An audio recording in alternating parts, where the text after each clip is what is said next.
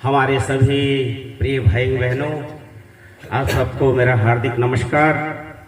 साथ ही साथ शिवरात्रि के ढेर सारी शुभकामनाएं। आज शिवरात्रि है। आज भारतवर्ष नहीं, दुनिया के कोने कोने में शिव के मानने वाले हैं और शिवरात्रि को मनाते भी हैं। हाल ही में कुंभ मेला हो गया।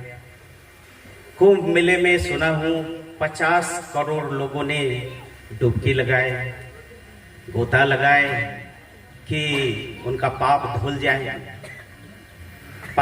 जाए, और उनको मोक्ष मिल जाए। ये तरीका तो बहुत ही आसान है। आप माँ बाप का सेवा मत करो, दिन रात चोरी डकैती करो, लूटो, जो करना है करो। जितना कुकर्म इस दुनिया पे है, जो किताब में लिखा है नहीं लिखा है, सबको करो। उसके बाद बस एक बार जब कुंभ मेला आए वहां जाके स्नान कर लो, तुम्हारे सारे पाप धुल जाएंगे। इससे अच्छा शॉर्टकट रास्ता तो कोई है ही नहीं। बहुत शॉर्टकट रास्ता है, लेकिन हकीकत ऐसा नहीं है, सच्चाई ऐसा नहीं है। जैसे हमारे आचार्य महादेवानंद दादा इतने गूढ़ बातों को बोले जो हृदय को टच करता है। हम सबको उसी पथ पे चलना चाहिए, लेकिन हम जन साधारण के लिए कहना चाहते हैं, भगवान सदाशिव, भोलेनाथ, भोले बाबा, आशुतोष, न जाने क्या क्या शब्दों से उनको हम लोग पुकारते हैं। उनसे जिस नाम से उन्हें पुकारोगे वो खुश हो जाएंगे। लेकिन जैसे कि दादा ने बोला कि साधना एक ऐसी चीज है जिसके माध्यम से मोक्ष की प्राप्ति हो सकती है। अब भगवान सदाशिव जरूर कोई पागल आदमी थे जो साधना पूजा करने के लिए बोले हैं। वो जरूर पागल थे जो तंत्र साधना दिए हैं।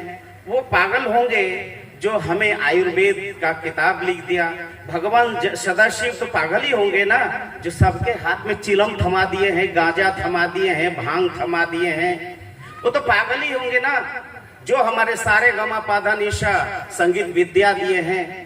वो तो पागल ही होंगे जो सितार वादक, एक तारा जिसको बोलते हैं, पहला यंत्र जिसके माध्यम से लोग गाना गाते हैं, म्यूजिकल इंस्ट्रूमेंट उनका बनाया हुआ है।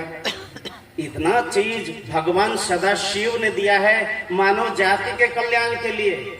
और जो शिवरात्रि जो हम मनाते हैं, जितने भी हमारे भारतवर्ष के कुंवारी लड़कियां हैं वो शिव के उपासना करते शिवरात्रि को, इसलिए क्योंकि उस दिन भगवान सदाशिव ने शादी किया था। भगवान सदाशिव आदि पिता, आदि गुरु को आगे देखना चाहते हैं तो उनको इनसे दूर रहना होगा।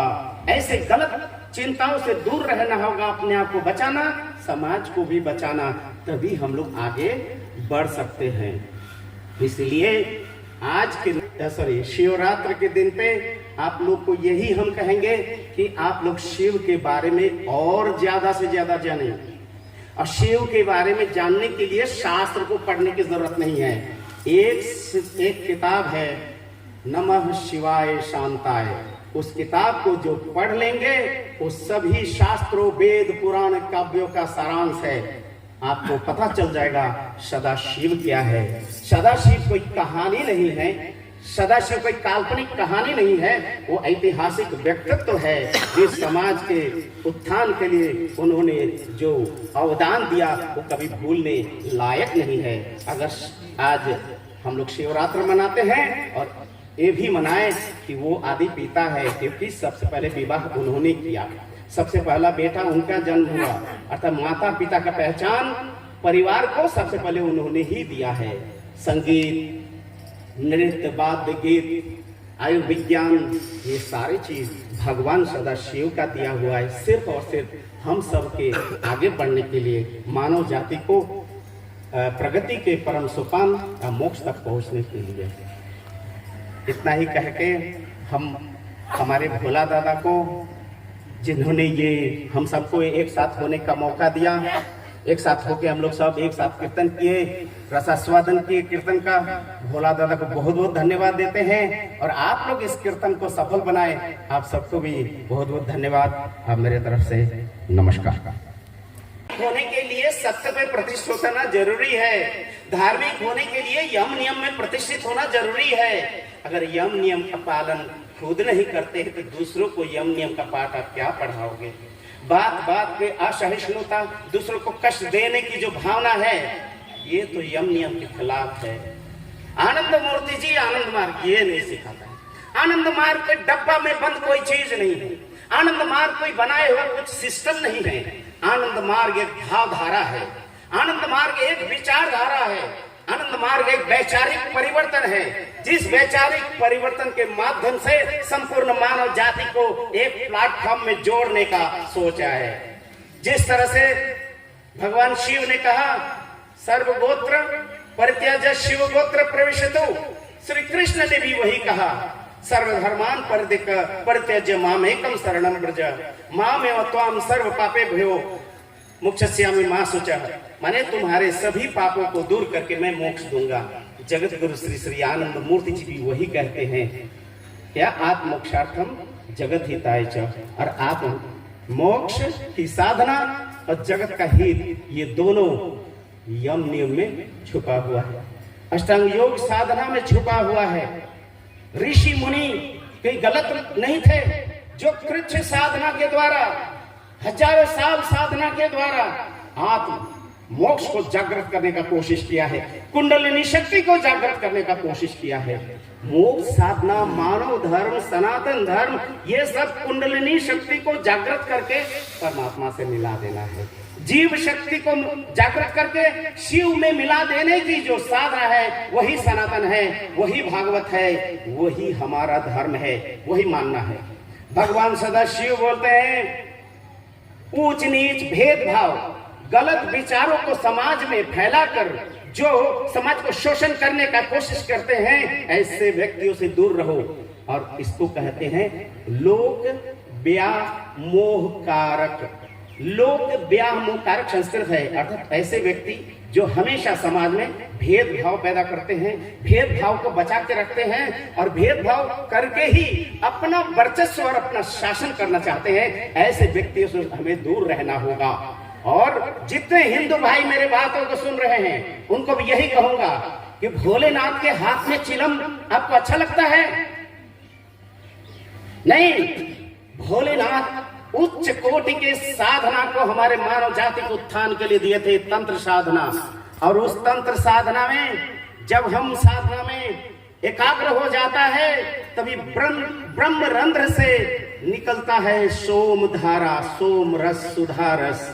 इसीलिए देखेंगे भगवान सदाशिव का आंखें से खुली है, बंद पड़े हैं, घंटों घंटों बैठे हुए हैं। अर्थात ऋषि मुनि साधना के द्वारा अपने ब्रह्म रंध्र से सुधा रस को क्षरण करते हैं और उसी का स्वाद ग्रहण के सदा आनंद में रहते हैं और उस आनंद को अनुभूति करते हैं।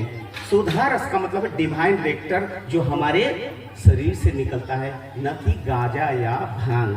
गांजा या भांग पीने वाले और भोलेनाथ का प्रसाद बताकर प्रचार करने वाले, ये समाज के लोक व्यामोह कारक है, ये समाज के बाधा है, ये समाज के बोझ आना नहीं चाहेगा।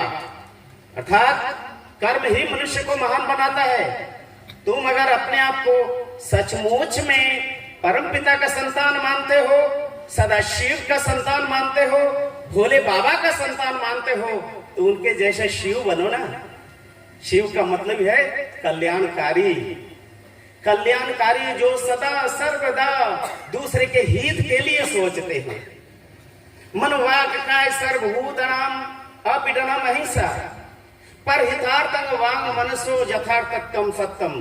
अर्थात जो सत्य में प्रतिष्ठित है वही शिव है, जो शिव है वही सत्य है, वही सुंदर है। अर्थात भगवान सदाशिव वो चाहते थे कि जितने भी हमारे संतान संतति है, सब लोग मेरे जैसा बने। इसीलिए तो कहते हैं कि सर्व गोत्र परित्यज्य शिव गोत्र प्रविशतु। सभी गोत्र को त्याग करके जाति पाति भेदभाव ऊंच नीच सबको भुलाकर तुम शिव गोत्र में प्रतिष्ठित हो जाओ, शिवत्व में प्रतिष्ठित हो जाओ, वही तुम्हारा जीवन का लक्ष्य है। आज शिवरात्र का पालन करने का मतलब ही होता है हर नारी हर लड़कियां ये चाहती है मुझे शिव जैसा वर मिले। शिव जैसा वर का मतलब ही होता है कल्याणकारी, विशाल हृदय वाले, चरित्रवान, सबके भावनाओं को समझने वाले, सबके त्राणकर्ता, सबके परित्राता, वही है सदाशिव। उसी का आज हम लोग विवाह दिवस मनाते हैं। और अगर ये मनाते हैं तो भगवान सदाशिव के बारे में ये स्पष्ट भाषा में जानना जरूरी है कि भगवान सदाशिव कभी गांजा भांग नहीं पिए हैं। भगवान शिव के हाथों में चिलम पकड़ा धरा देने वाले, शास्त्र में उनके कथा लिखने वाले, वो ही पोंगा पंडित भगवान शिव के नाम को कलंकित किया है। वैसे श्री कृष्ण के नाम को भी कलंकित किया है। वो तो मर्यादा पुरुषोत्तम है, युग के त्राता है, वो परम पिता परम ब्रह्म है। क्या परम पिता और परम ब्रह्म को भोग विलास की जरूरत है? वो इस धरती पे अगर आते हैं तो भोग विलास के लिए आते हैं? नहीं, वो आते हैं जगत के त्राण करने के लिए। अर्थात अगर इंसान कोई गलत रास्ते पे चल रहे हैं, अगर मानव जाति भटक गया, उस भटकाव से लोगों को सही रास्ता प्रदर्शन करना, वही होते हैं परम पिता का काम। वही सदाशिव किए, वही श्री कृष्ण किए, वही आनंद मूर्ति जी कर रहे हैं। यहाँ पर शॉर्टकट कुछ नहीं है, शॉर्टकट रास्ता नहीं है। यहाँ पर है नियमित जीवन को सुंदर ढंग से एक ढांचे में डालकर अनुशासित जीवन जी के परम लक्ष्य तक पहुंचना। सब एक साथ मिलजुल के एक दूसरे की भावनाओं को श्रद्धा करके समझ के एक लक्ष्य की ओर बढ़ना। अगर ऐसा ये भावनाएं नहीं है, पर हित की भावनाएं नहीं है, सदा दूसरों को कष्ट देने की मानसिकता है, वैसे हालत में कोई धार्मिक नहीं हो सकता। धार्मिक शिव ने विवाह किया था और उन्होंने विवाह को दिखाया कि एक नारी पुरुष का संबंध कैसा होना चाहिए। समाज में नारी का मर्यादा कितना है। समाज में नारी कोई गुलाम या बधुआ मजदूर नहीं है। नारी और पुरुष का समान मर्यादा देना चाहिए। इसीलिए भगवान सदाशिव विवाह शब्द का प्रयोग किया। विवाह शब्द का अर्थ आप लोग जरूर जानते होंगे। बी का मतलब विशेष रूप से बहन करना, अर्थात नारी पुरुष जब एक साथ रहते हैं, एक साथ चलते हैं, तो दोनों को एक दूसरे के प्रति विशेष दायित्व होता है, कर्तव्य होता है। पुरुष का दायित्व होता है कि नारी का सुरक्षा दे, और नारी का सुरक्षा है कि अपने स्नेह, ममता, प्रेम से पूरे परिवार को सजाए। तभी तो विवाह है। विवाह का मतलब ऐसा नहीं कि दो नारी, एक नारी एक पुरुष साथ में हो गए, बस सिंदूर पहना दिए, माला दान हो गया, ऐसा नहीं है। ये दायित्व है। यही चीज तो भगवान सदाशिव सिखाए हैं। और ये सिखाने के बाद वो कहते हैं कि तुम लोग आगे बढ़ो, एक साथ आगे बढ़ो, सभ्यता संस्कृति को, गीत संगीत नृत्य वाद्य ये सबको लेके आगे बढ़ो, तभी तो तुम्हारा समाज है। समाज कोई नीरस, कोई लकड़ी का बनाया हुआ कोई केज नहीं है, कोई घर नहीं है। समाज एक भावधारा है, जिस भावधारा का सूत्रपात भगवान सदाशिव ने किया है। वो कहते हैं समानम एजति इति समाज, सममंत्रे न जायते इत्यर्थे समाज। जब मनुष्य सब अपने भावनाओं को, सबके भावनाओं को, एक दूसरे के भावनाओं को समझ के जब हम आगे की ओर, एक लक्ष्य की ओर बढ़ते हैं, तभी तो समाज का निर्माण होता है। हमारा भाव अलग, आपका भाव अलग, आपका चिंता अलग, मेरा चिंता अलग, सब अलग अलग चिंता करके अलग अलग लक्ष्य जब बना के चलते हैं, वो समाज नहीं बनता है। समाज को गर्त में डालता है, मृत डेढ़ हो जाता है वो समाज। यही कारण है आज भगवान सदाशिव के दिए हुए बातों को हम नहीं मानने के कारण हम शॉर्टकट रास्ता अपनाते हैं कि कुंभ मेले में जाके नहा के सारे पाप को धुल देते हैं। लेकिन भगवान सदाशिव ऐसा नहीं बोले हैं। उन्होंने कहा साधना, सेवा और त्याग, ये तीन चीजों के माध्यम से ही तुम्हें मोक्ष मिल सकता है।